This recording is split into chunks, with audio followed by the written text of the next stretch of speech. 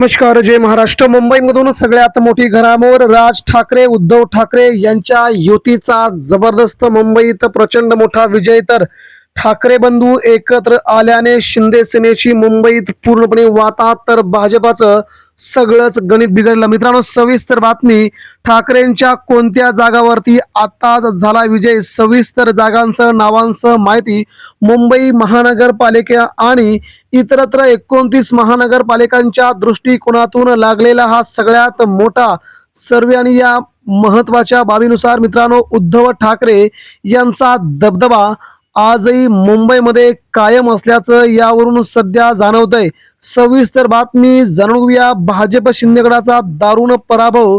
तर जवळजवळ एवढ्या अर्ध्यापेक्षा जास्त जागी ठाकरे बंधूंचा आजच विजय. मित्रांनो, बातमी जाणून घेऊया शेवटपर्यंत. आपण देखील कळवा, मुंबईवरती सत्ता कुणाची पाहिजे, ठाकरे बंधूंची की महायुतीची? आपल्या मनातील आपलं महत्वाचं मौल्यवान मत कमेंटद्वारे व्यक्त करा. म्हणजेच महाराष्ट्राला समजेल की मुंबई महापालिका कुणाच्या ताब्यात हवी आहे. सविस्तर बातमी. महाराष्ट्रामध्ये सध्या शिवसेना मनसेची महायुती मुंबईत गेम चेंजर ठरताना जाणवते. आणि ही गेम चेंजर युती भाजप शिंदे सेनेसाठी प्रचंड मोठी डोकेदुखी ठरल्याचं जाणवतंय. राज्यातील 29 महानगरपालिकांच्या निवडणुकांसाठी निवडणूक आयोगाने तारीख जाहीर केली. त्यानंतर मात्र महाराष्ट्राचं राजकीय वातावरण तापलंय. मुंबई ठाण्यासह राज्यातील 29 महापालिकांमध्ये 15 जानेवारीला मतदान तर 16 जानेवारीला निकाल जाहीर होणार आहेत.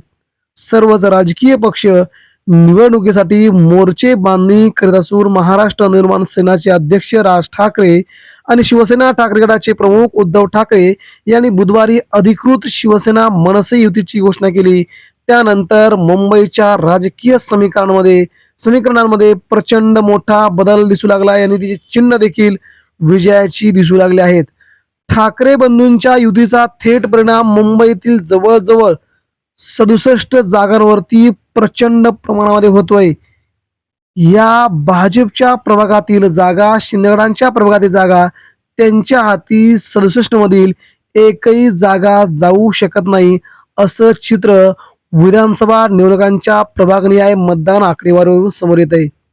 विशेषतः मराठी बहुल भागांमध्ये ठाकरेंची युती महायुतीसाठी मोठं आव्हान ठरते. आता सविस्तरपणे जाणून घेऊया नेमकी बातमी काय आहे ती. मराठी बहुल पट्ट्यात ठाकरेंची ताकद 4 पट वाढल्याचं सध्या जाणवतंय.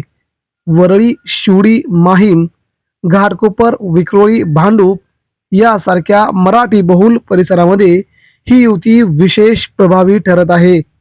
गेल्या काही निवडणुकांमध्ये मतविभागणीमुळे दोन्ही पक्षांना इथे फटका बसत होता. मात्र आता मराठी मतांचं एकत्रीकरण झाल्यामुळे त्याचा फायदा थेट शिवसेना आणि महाराष्ट्र नवनिर्माण सेनेला होताना जाणवतोय. हीच बाब महायुतीसाठी सर्वात मोठी डोकेदुखी. तर मुख्यमंत्री देवेंद्र फडणवीस, उपमुख्यमंत्री एकनाथ शिंदे यांची झोप उडवणारी ठरत आहे. अलीकडे झालेल्या विधानसभा निवडणुकांमधील प्रभागनिहाय मतांचा अभ्यास केला असता मुंबईतील अनेक भागात मनसे आणि शिवसेना यांची मते स्वतंत्रपणे मोठ्या प्रमाणामध्ये असल्याचं दिसून येत आहे. या 67 निर्णायक प्रभागांपैकी 39 प्रभागांमध्ये महाविकास आघाडीचे उमेदवार लीडवरती होते. तर उरलेल्या 28 प्रभागांमध्ये देखील 100-200 मतांचा फरक आहे. मनसे आणि ठाकरे गटाची मते एकत्र आल्यास सगळ्याच्या सगळ्या ठिकाणी महायुतीचा सुपडा साफ होताना दिसतोय. मुंबईत शिवसेना मनसेची एकत्र ताकद गेम चेंजर नाही, तर मुंबईचं सगळं चित्र पालटण्याची ताकद ठरवत आहे. दरम्यान माहीम विधानसभा मतदारसंघामध्ये झालेली तिरंगी लढत युतीचं महत्व अधोरेखित करणारे आहे. या लढतीत मनसेचे अमित ठाकरे, शिवसेना ठाकरे गटाचे महेश सावंत, शिंदेगडाचे सदा सरवणकर यांच्यात थेट सामना झाला होता. परंतु या भागात आता मात्र उद्धव ठाकरे आणि मनसेला जवळपास दुप्पट मतं पडल्यामुळे हे आकडे मनपा निवडणुकीसाठी युती किती प्रभावी ठरू शकते याचे स्पष्ट संकेत देत आहेत. याच धर्तीवरती मुंबईतल्या जवळजवळ 12 ते 15 विधानसभा क्षेत्रावरती या दोन्ही भावांचा प्रचंड मोठा कब्जा असल्याचं जाणवतंय. राज ठाकरे उद्धव ठाकरे यांची युती केवळ राजकीय आघाडी नसून ती मुंबईतील मराठी अस्मितेच्या राजकारणाला पुन्हा धार देणारी मानली जात आहे. त्यामुळे मुंबई महानगरपालिकेच्या सत्ता समीकरणांमध्ये मोठा बदल होण्याची शक्यता असून महायुतीला आता प्रचंड नुकसान सहन करावं लागतंय. एकंदरीत मुंबईच्या या सगळ्या घडामोडींमुळे उद्धव ठाकरे, राज ठाकरे यांना सहजच 120 जागांपर्यंत मजल मारता येऊ शकते, असा प्रामुख्याने अंदाज येथील राजकीय पत्रकार, राजकीय जाणकार आपली मतं स्पष्टपणे देऊ लागले आहेत.